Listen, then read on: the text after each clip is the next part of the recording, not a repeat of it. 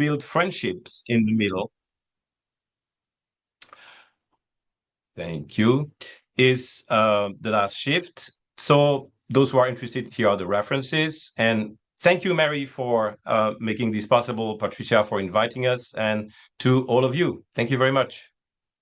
Wow, Olivier, that was a really incredible, concise presentation on so much incredible content with a summary of the article you and Michael Golden wrote.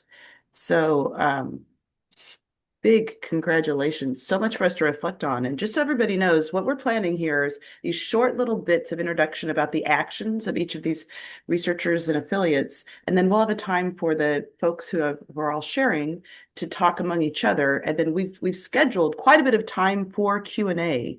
So we invite you to, as you're listening and reflecting on the presentations, to come up with some questions, some comments, some reflections so that this information is as helpful as possible in your work. Next, I am honored to welcome Gideon. Gideon, as you heard from Patricia at the beginning, is a professor at the University of Maiduguri in Nigeria. He is a music producer and will be sharing a lot of his work. So it's a joy, Gideon. Let's give him a warm welcome. Thank you, everyone. Thank you for the opportunity to join in this presentation. My name is Gideon Danja, and I'm from Nigeria. And my work explores how music can move beyond performance to become a tool for peace building, cultural sustainability, and social healing in conflict-affected communities in Borno State. I come from a region that is deeply affected by insurgency, displacement, and prolonged insecurity. Beyond the visible impact of violence, there are also less visible fractures of religious tension, cultural disruption, and the erosion of shared community life. In many cases, music has been caught in these tensions. So one of my research is focused on gulum. So gulum is a three-string instrument of Bora people in Borno State. So from my research, I realized that while conflict and modernization has contributed to its decline, there is a more complex dynamic of religious tension within communities. As individuals converted to either Christianity or Islam, indigenous music practices were increasing, they're labeled as pagan and incompatible with faith. So music became marginalized, and it was once a unifying factor for everyone in that community. So I that led me to adopt an ethnomusicology, which is an action grounded in social responsibility and cultural sustainability. So in my work, I didn't just study music, but I also actively engage with community to see how we can revive and sustain the music for contemporary audience.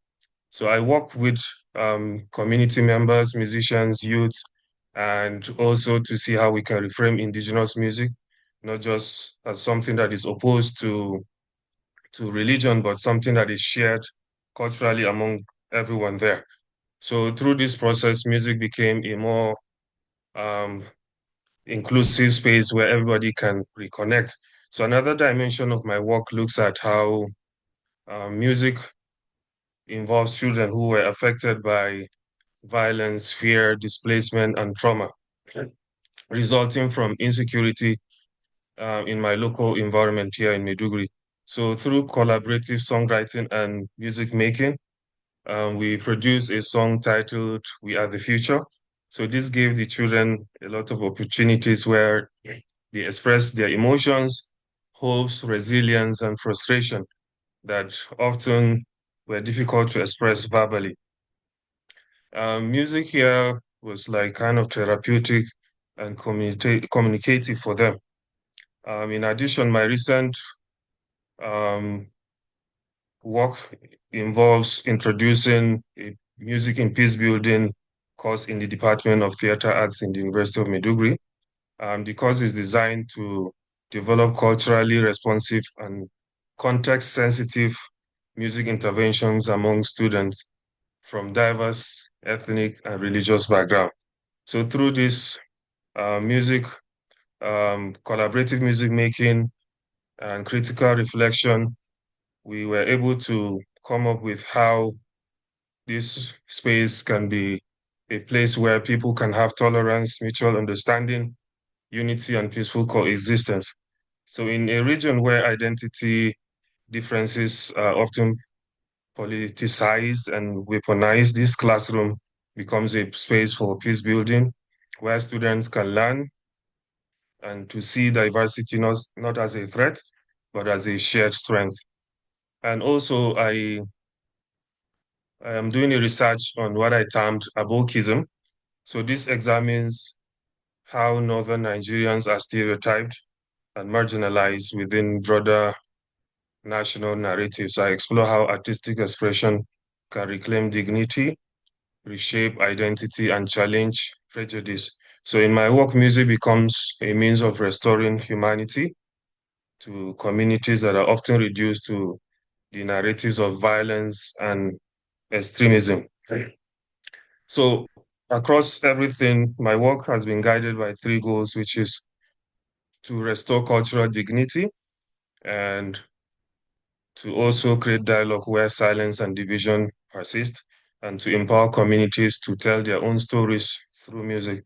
So for me, music in peace building is not just an abstract, but it is a lived experience where it is about preserving cultural dignity, creating dialogue where silence and fear exist, and also to work with communities where they are able to narrate their own stories and reality.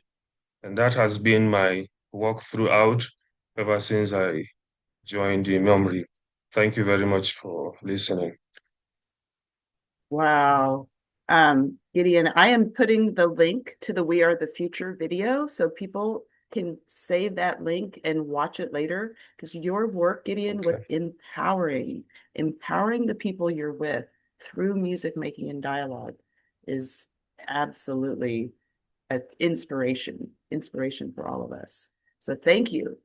Next, I get to introduce our colleague, Kevin Shorner-Johnson, who is also in the United States where I'm based. Kevin is a dean at Elizabethtown College in Pennsylvania, where he has been instrumental in starting a music and peace building master's program, music education and peace building. So thank you for that work, and let's learn about Kevin's most recent actions. Thank you so much. It's an honor to be with my colleagues here. My training is as a philosopher, and my earliest inquiries centered on why people make value-based decisions around music. That values-based curiosity led me to look at the heritage of my own place of work some 12 years ago as I asked about an Anabaptist pacifist heritage at Elizabethtown College and how to build a Master of Music Education degree that would be rooted in that heritage of peace building. From there, I dove into the literature and scholarship on peace building and traditions that are rooted in my heritage. My earliest scholarship in this area built a three-part framework of artistic peace building as the structural foundation for the new master's program. The structure is 1, mutuality. The arts are a process of working out relation and being with each other. 2, agency. The arts are a process of working out our mattering and learning to make space, also known as listening, for others to matter. And finally, 3, imagination. The arts can look at what is and imagine what could be. The development of this program led me to years of work on the Music and Peace Building podcast. This podcast is a public scholarship project that aims to bring together fields of ethnomusicology, music education, peace and conflict studies, philosophy, and social cultural psychology. I quickly learned that the work of turning interdisciplinary scholarship into a story format is a particularly powerful model for online learning. My graduate students have benefited from the opportunity to learn at interdisciplinary intersections of the arts and peace building. I could not be more proud of the 55 episodes that exist at www.peacebuilding.org www.musicpeacebuilding.com, and I'll post that link later. As a Dean of Arts and Humanities, I've also continued to translate peacebuilding ethos into new programs in medical humanities, medical Spanish, and trauma studies as well. Finally, my newest projects today are rooted in a curiosity about social architectures, in the theories of violence that we carry into arts-based peace work.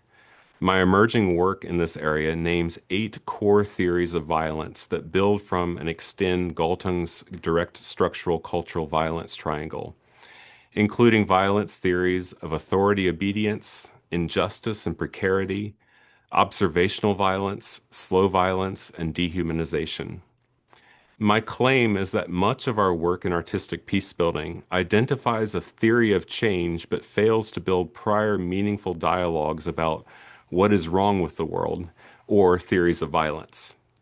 My student researcher this summer will be exploring MOMRI's hub and their catalog of music and peacebuilding organizations to research articulated theories of violence that underlie peacebuilding action and the aims in the field of music and peacebuilding. Each theory of violence radically alters the way music is used to achieve stated aims of social cohesion or peace. And now I turn it over to Mary. Thank you. Kevin, thank you so much for all of your work and explaining all the amazing things you're doing. My presentation is just a brief description about this program that I created at the University of Iowa called Music and Peacebuilding. But it would be helpful, I think, if I gave just a small bit about the background of how this whole project started. So I'm going to very, very briefly share a few slides that will hopefully give a little bit of a sense. So a lot of my work and research is focused on the concept of Ubuntu, which is that concept of our interconnectedness with many other people across our relationship with each other is really core. This idea of how Desmond Tutu defined it, my humanity is caught up, inextricably bound in yours. And that's the grounding framework for a choir I led for 11 years from 2009 to 2020, which had people who were not in prison that came and sang with people in prison. We started at 44 people, ended with over 85 people. The COVID pandemic shut it down, and the leadership at the prison did not allow it to restart. When it was in session, I began this class. Music, it was singing and peace building in a prison choir and writing as well. And so the University of Iowa students came into the prison and met the incarcerated students for an hour of class content. Then everyone rehearsed with the choir for concerts. So that's basically the root of this project. And I could say more if you want, but I just wanted to give that brief background. The class itself is geared under 3 main projects. All of the students create an inner peace building project, and I give them a lot of choices. And for example, they might want to reflect on building a sense of more well-being within themselves. So they might do a journaling project. They might do some other kind of a well-being project that they choose. I give them lots of choices. And they start that at the beginning of the semester and do that the entire semester and create some kind of a creative expression of that inner peace building project. About halfway through the semester, after the students read a chapter about the interconnected web, we use The Art and Soul of Peace Building by John Paul Lederach for the text. Then they create a communal peace building project with the theory that we are first at peace with ourselves before we can work toward creating peace with other people. And again, I give them a lot of choices as to how to create some kind of a communal peace building project. For example, they might choose to work through probably one of the hardest things we have as humans, which is a sense of forgiving others. So they might work on forgiving someone that has hurt them, but they wouldn't tell that other person that's what they're doing. They would do a work with themselves. And then in the midst of all of this, to align with the work that we used to have with the choir, where the goals of my research and practice are about building relationships, building a sense of awareness of others through relationships, music making. What the students do is I assign each of them a pen pal with someone in prison. And then they write their pen pal weekly. And then throughout the semester, the pen pal and the student and the pen pal work on some type of case study of music and peace building. So the University of Iowa student would be doing the research about whatever program they decide together to look at, and then share that information with their colleague. And then they create a sense of some kind of a presentation related to that case study. So all of this is really geared on a fairly new criminological concept called generative justice. And I'll give you just a little touch of another slide to explain generative justice. This is a concept that a criminologist out of Scotland, Fergus McNeill, is one of the key thinkers, and his colleagues, Mary Corcoran and Beth Weaver, have worked together for a brand new edited book, Generative Justice, Beyond Crime and Punishment. And in this work, there are no binaries of innocent and guilty, criminal, law-abiding, victim, offender. Rather, the idea is building solidarity with people in prison to learn about the complexities of crime-related situations. And some of these common features that have come through in music-making activities are social connection, reciprocal concern, collective effort, communication of worth and hope, and change beyond the individual. So through the work of, and it's been a hard thing, I've had students that really struggle with this part of the class where they feel like they are uncomfortable writing something in prison, but it's part of the learning process of removing any kind of us and them way of thinking and building a deeper sense of our connectivity in relationships.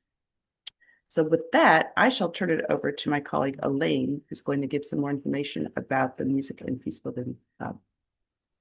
Thanks, Mary. Thank you so much for everybody for being with us and for your long patience. I'll just share briefly, and then, as Mary mentioned, we'll have time for a Q&A.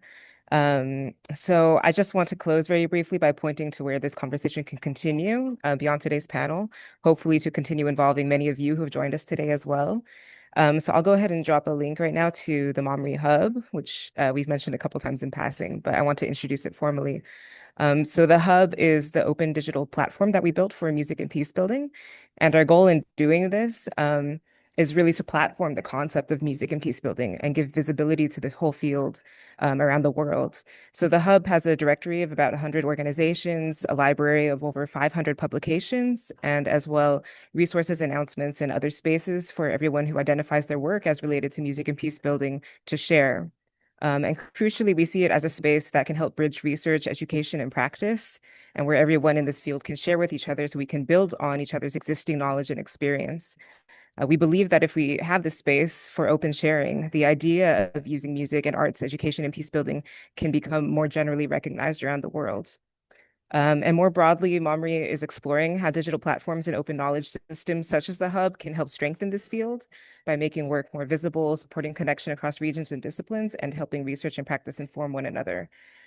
So basically, we have a simple and very direct invitation. Please use the Hub. Please share it with students and colleagues and send us work that should be represented there, publications, organizations, projects, anything related to, music, arts education, peace building, reconciliation, however you feel like you might see yourself as represented within this umbrella of the kind of topics and concepts that we just discussed and presented. And we have forms for contact on the Hub, as well as, forms where you can submit, for example, your publications, but please also feel free to email me directly anytime. I'll put my email in the chat right now. And I'll stop there so we can go ahead and leave some time for questions and dialogue amongst everybody. Thank you so much for your patience today. Elaine, thank you. Elaine is a wealth of knowledge and a great bridge builder, communicator extraordinaire. So thank you for she's been putting lots of good information in the links in the chat. So thank you for that. May I just ask this beautifully open-ended question? All of you who joined, we've got 41 people here in this call, have joined for a particular reason. You had some kind of an interest with music and peace building, and we'd love for you to share out in the chat a question, a comment, a reflection, something that stood out to you, so that we can gear our conversation and dialogue these next 20 minutes or so that we have left on the things you're interested in. So as you percolate and think about that, I'm going to invite Olivier, if you wish to maybe talk a bit more about one of the things you talked about was a lot of all of what we do is about relationship building and the value of making connections. And so I wondered if you wanted to maybe share a bit about your previous connections between Ireland and Japan that inform our work with preparing to travel to Belfast and be in person with our work there. Would you like to share a little bit about what's happening with that? Yes, thank you. Wonderful. Um, I first went to Belfast in 2013 for the 15th anniversary of the Belfast Agreement. Since I was living in Japan, they wanted to hear a different perspective, something from outside Europe. So that was my first time. I fell in love with the city. And after that, Queen's University Belfast invited me to be a visiting professor.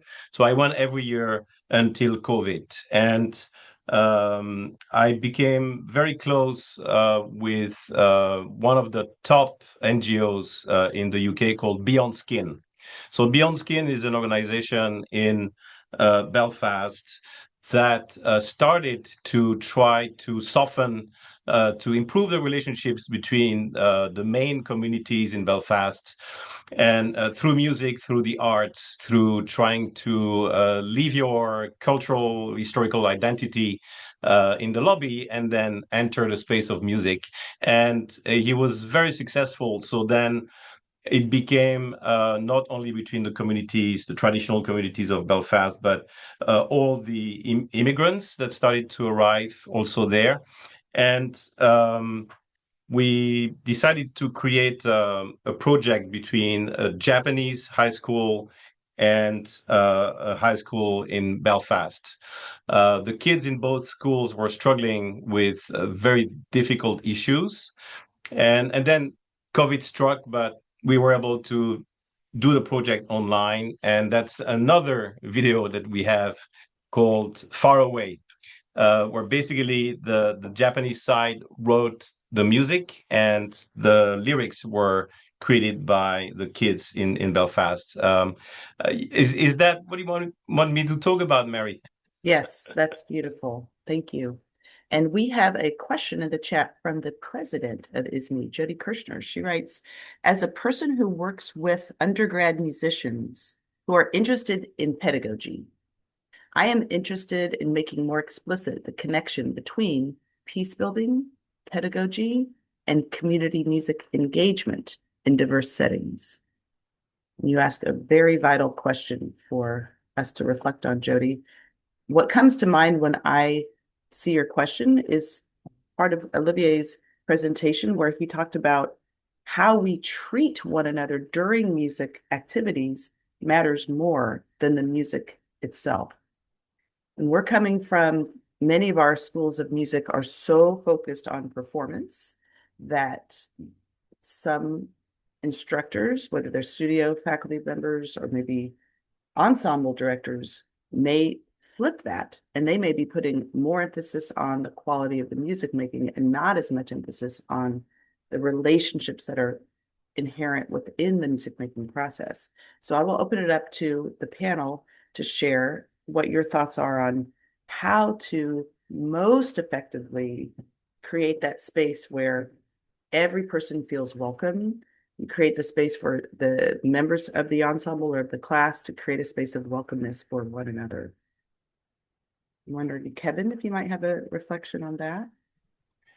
Sure. There's so many ways I could go with that, but I can start with maybe just the real tangible way. When we developed our master music education program, we used the world music drumming curriculum as the site of practice. And I did it mostly because the practice is done in a circle, and also it removes sheet music, which is typically the way people think that they know music in the United States. And by removing sheet music and putting us in a circle, we were forced into eye contact with each other and to radical forms of listening. And I feel like that, just that little bit of unmooring of each other turns ourselves into a place where we become more open for a more relational pathway of music of a music making. And then my final shout out real quick, I see that Ben Berge is here. He's got a fabulous program down at Eastern Mennonite University where he does have an undergraduate. To reach out to him as well. So the audio stopped just a little bit after you were mentioning the undergraduate music program. Kevin, would you say a little bit more about that, where it's located and how people can learn about it? Yeah, Ben Berge down at Eastern Mennonite has an undergraduate program in music and peacebuilding as well. And he's here in the chat as well. So you can reach out to him. Wonderful. Thank you. Yeah, I was at another online conference on community music, and one of the highlights of that conference was a simple concept: circles, not rows. And I mean, physically, that's what Kevin was just describing with the world music drumming. You're in a circle, you're engaging with one another, but also metaphorically and pedagogically, how can the learning experience embrace more of that idea of a circle, sharing the power dynamic versus rows, which automatically means there's going to be someone in the front row, the second row, the third row, someone in front of the rows. So, Jody, go ahead. Thank you so much for that practical application.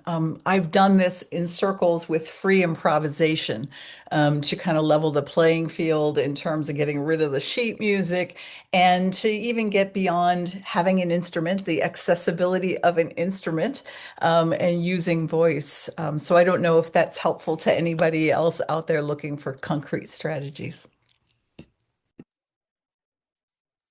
Mary, if you want me to, I can post back kind of an I notice back to you and Gideon, if that's all right. That'd be wonderful. Thank you, Kevin. Yeah, I think, one of the things that we find in peace and conflict studies research is that oftentimes in conflict, identities become frozen and you identify as one particular identity or the other. It becomes very dichotomous. It's either this or that. And one of the ways to break past that stalemate is to create either a superordinate identity, an identity that's above both identities so that you can identify as having something that's shared, or to reconstruct that identity structure. And I feel like what I heard in both your work and Gideon's from the idea of kind of cultural sustainability and the fact that he's going back to an older piece of the heritage that bridges religious traditions. And Mary, I think in your generative justice work too, there's kind of a reconstruction of identity. And I was wondering if the two of you could speak to how music can be used to reconstruct identities. Beautiful. Gideon, do you want to share first your concepts related to that? I think that idea of a fluid identity is so helpful, because if we walk into any relationship with this assumption that a certain person feels a certain way or acts a certain way or is a certain way, that just blocks the ability for growth within the relationship. Did you have something, Gideon, would you like to share related to that? Yeah, for me, working in the community, I realize when you allow people to share their experiences and what they are going through and allowing them to find the music that they actually enjoy, not just imposing on the music that we feel they should enjoy, but sharing what they actually enjoy, maybe from their own communities, because in Nigeria, we have so many language and tribes, and many people come up with their own music, and they expect everybody to understand their music and enjoy it. But we have a unifying music here in Nigeria, which is Afrobeat. So in my own community here that I work with the university students, I realized Afrobeat actually brings in people together, regardless of their religious differences or their background, wherever they're coming from. So once we have that, it unifies them, then they begin to share what they have in common. And you can see a Muslim brother, a Christian sister actually coming to discuss and talking about the music that unifies them. So for me, I feel like if you have a common ground in the kind of music they all enjoy, no religious music, like in my own class, I don't even bring up religious music because it might just sideline the other religion. So finding a way of bringing in a pop music that everybody enjoys, then we come together and make that conversation happen. And I think that is what moves the new course I introduced in the university. And we have been working with students in different environments and in the community in the university here. So that is my take Thank on you, it. Gideon. Thank you. Thank you. We have a nice comment from Sylvester. It's going to be a challenging one here, I think. So he's writing from Turkey, who's from Kenya. So Sylvester from Kenya, who's currently in Turkey. And he says, we are currently implementing a music technology hub designed as a safe space for vulnerable young people, including homeless youth and young people, Gen Z, to heal and learn through music.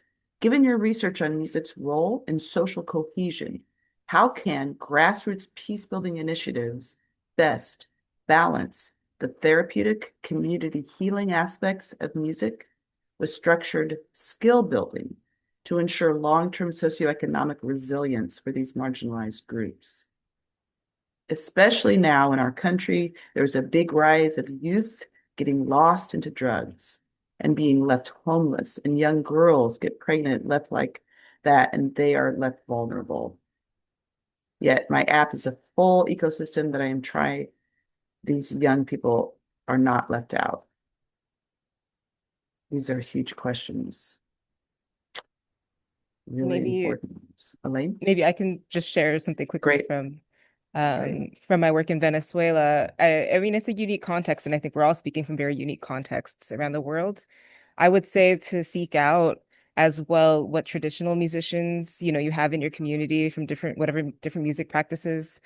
Because what I saw in Venezuela is, they had a music education program, but like very close around it were always other traditional musicians that were helping to inform the curriculum, helping to inform pedagogy. But these are also people who are leaders in their communities and have skills in other important, skills that are valued in this community. In this particular community, it's, skills around agriculture, around self-sufficiency, different material skills like this. And in that way, like, some of these life skills were always connected to musical skills because these are also traditional musicians who are like the best in their craft and their instrument, and students were also seeking them out for those reasons. So it might not apply in all contexts, but I would suggest, seeking out where traditional musicians of different really skilled musicians can be involved in maybe sharing both their craft and also the other kinds of life skills that they carry with them and as culture bearers. That's something that I saw was really successful there. And I'll just mention another example of that. Theodore Levin recently wrote a book about his work with the Aga Khan Institute, and he explored very similar dynamics in, I think, Turkmenistan, where also he really involved a lot of traditional musicians who taught music, but also, involved a lot of other life skills that were really valued in that community. Thank you, Elaine. That's very helpful. We have another question in the chat, but I wanted to find out, Sylvester, did you have a follow-up for Elaine? You want to open your sound up and ask or share? Optional? No, I'm getting it. So I'm Okay. jotting down then. Thank you. Thank you. Great. Super.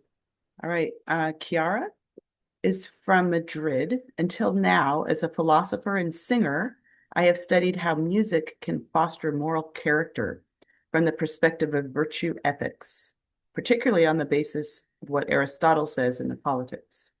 At the moment, I am interested in what music can do as a restorative practice within restorative justice. And I'm trying to explore this further. Mary Cohen, could you perhaps tell a little bit more about generative justice?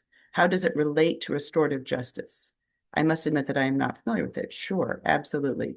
So restorative justice flips the question of, instead of who committed the harm and how should they be punished, the question is what harms have been committed and how can we heal those harms from any stakeholder's context. So it's a really specific approach toward restoring conflict through dialogue, through listening, through making those kinds of changes. So I think there is some overlap in generative justice, in that generative justice is but what's with the relationship building? What generative justice is working at is really thinking more broadly about conflict. And when it comes to a situation, like, for example, people who have been in a prison or currently in prison or released from prison, when those of us who do not have those life experience can build a relationship with them. And in the work that I've currently been doing, it's been through collaborative songwriting. So I've been partnering incarcerated songwriters one-on-one with musicians outside of prison. And guess what? I happen to have a screen right here that will give you a picture of a brand new Songs of Generative Justice Bandcamp channel, where the two at the top are from programs in the UK, Irene Taylor Trust, and at the bottom are musicians from Iowa that are partnered one-on-one incarcerated, non-incarcerated songwriters. So you can see on the right side of the screen, it describes generative justice, social processes, and community practices involving justice-affected people that are somehow generative of relationships characterized by solidarity. So the general idea is that through those experiences, we can become more aware of the complexities of those situations. And music making could be part of this through songwriting, through singing together, through other music making activities. With respect to restorative justice, I just hosted an event on campus, which was a musical learning exchange focused on restorative justice. So this is an idea based on a program called a community learning exchange, where the whole focus is you pick a topic. In our case, it was restorative justice.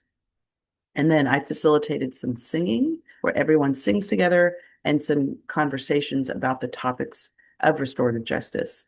We had some people from the Iowa City area who are restorative justice leaders in the schools and in a nonprofit reentry organization, a program that helps people released from prison, share about how restorative justice was part of that. So another resource for music making and restorative justice is a program, Martine Urbach. Some of you may know Martine. He's created a program in Brooklyn, New York called Circle Keepers. So that's another good resource. I hope that gives you some sense of, and the whole generative justice is really new. I mean, this book just came out this year. The ideas are just within the last couple of years, which is why maybe you weren't familiar with it. Okay, yes, you're very welcome. Well, we just have a few minutes left. I wonder, Patricia, Jody, or anybody on the panel, if there's something you were really hoping to share that you didn't have a chance to share out, or a question. Thank you. Thank you, Mary. Jody, please. No. Go ahead. I thought you wanted to. No, I was just going to maybe make a tie between this session and the session that I know Patricia and I just came from, some of us also participants, and that was a conversation with the World Alliance of Arts Educators and the UNESCO Action for Peacebuilding Week that this is.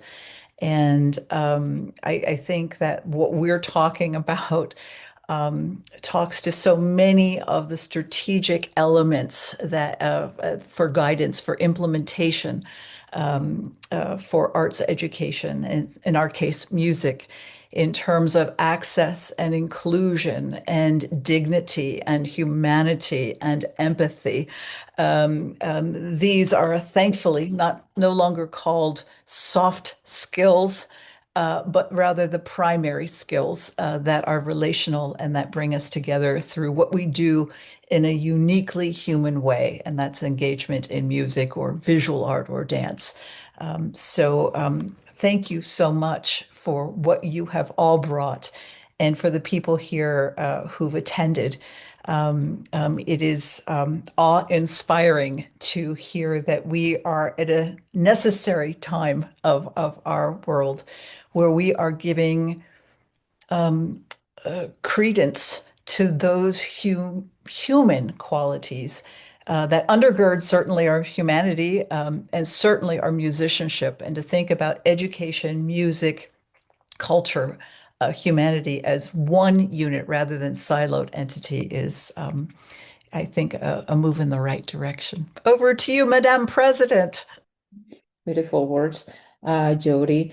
And I join you in expressing our gratitude for all the work that you do to increase our understanding of the impact that music has in building peace around the world with all these beautiful examples. Also to be conscious about the need of continuous work and reflection, and as Oliver mentioned at the beginning, to see what are the goods and what are the possible concerns and how we may handle this in the best possible way, particularly in facing the challenges that we're facing in several parts of the world that impacts us. Everyone. So thank you. Thank you for your contribution, for your amazing work, all the initiatives that you work individually and also as a group, as a research group and institute. Sorry for my bad pronunciation, Research Institute. And I invite you all to continue celebrating this UNESCO Culture and Arts Education Week, spreading the word and the need to acknowledge arts, music, and the need of peace around the world. Thank you all so very much. Thank you, Jody. Thank you, Patricia. And a big shout out to Anya, who's here from Oslo. You saw her note in the chat about the need for building a connection with the Nobel Peace Center in Oslo with peacebuilding, teaching, and learning. So thank you very much. Thank you, Olivier. Thank you, Gideon, Kevin, Elaine. Thank you, Mary. Thank you all. Thank you all. Thank you. Thank you, everybody. Talk to you soon, I hope.